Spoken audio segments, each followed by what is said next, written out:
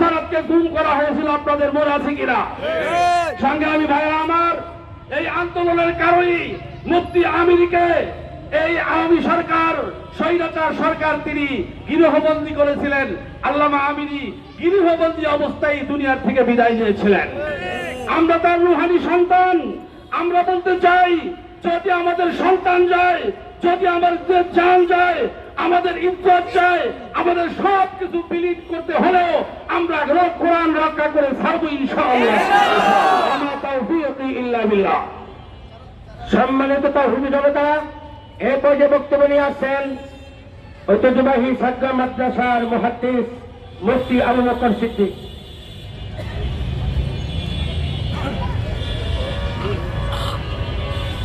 নাহমাদুল্লাহ আল আলিয়্যুল আযীম ওয়া নুসাল্লি আলা রাসূলিহিল কারীম। আমি আপনাদেরকে যেই বিষয় নিয়ে আমরা এখানে এসেছি ওই বিষয় নিয়ে দুটো কথা বলে আমি ছেড়ে দিব। আপনারা হয়তো মনে করবেন সরকার তো নারীদের সংস্কারের জন্যই নেমেছে। আমি শুধু শুরুতে ভূমিকা একটা কথা বলি, সব শিয়ালে মুরগির স্বাধীনতা চায়। মুরগি যদি খাঁচার থেকে বের হয় শিয়ালের জন্য সুবিধা। আমি শুধু আপনাদেরকে বলে যাই, এই সংস্কারের ভিতরে কয়েকটা বিষয় আছে। এই বিষয়গুলো যদি বাস্তবায়ন হয় দুনিয়াতে ঠকবেন, আখিরাতেও ঠকবেন। একটা হলো সূরা নিসার মধ্যে আল্লাহ বলেন লিযাকারি মিসলু হাজ্জিল উনসায়াইন, মিরাসে সম্পদে উত্তরাধিকারী সম্পদে একজন পুরুষ নারীর চেয়ে এক ভাগ বেশি পাবে। আল্লাহ এটা বিচার করেন নাই। মনে হতে পারে কেন পুরুষকে বেশি দেওয়া হলো? একজন পুরুষের জিম্মাদারি আছে সংসার চালানোর, তার স্ত্রী, তার মা, পিতা মাতা, সন্তানকে চালানোর। এটা দেওয়া হয়েছে, পুরুষের দায়িত্ব আছে বিদায়। নারী নীতি কমিশন বলতেছে, কোরআনে আয়াতের বিরোধী যে তারা বলতেছে, নিসার 11 নম্বর আয়াতের বিরোধী হয়ে উত্তরাধিকারের সূত্রে নারী পুরুষকে সমান দিতে হবে। যদি নারী পুরুষকে সমান দেয় তাহলে তারা কেন এটা বলে না নারীরা পুরুষের মতো বাসের মধ্যে ঘেরা চাপিয়ে সিট পাবে না?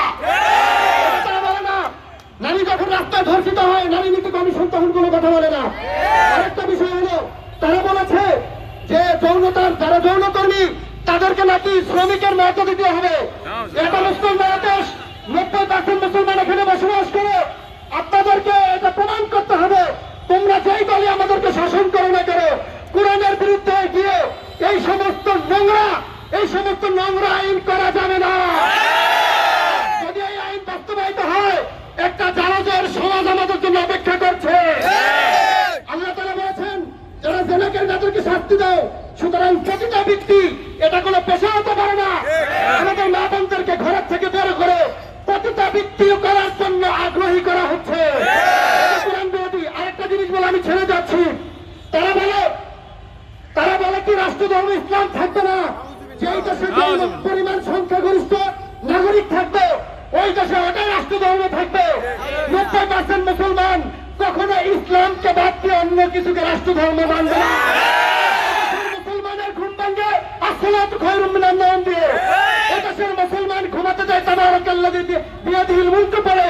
এদেশের মুসলমান মিল্লাত বিসমিল্লাহি আলা মিল্লাতি রাসূলুল্লাহ বলে, মিল্লাতি রাসূলুল্লাহ বলে কবরে দাফন করে।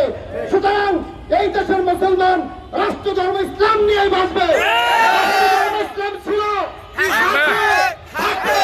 মুসলমান ছিল, ইসলাম ছাড়া যদি কোনো কিছু গ্রহণ করা হয় এটা আল্লাহর কাছে গ্রহণযোগ্য না, আমাদের কাছে গ্রহণযোগ্য না। যারা ক্ষমতা আসেন, that is none of our concern, that is none of our business।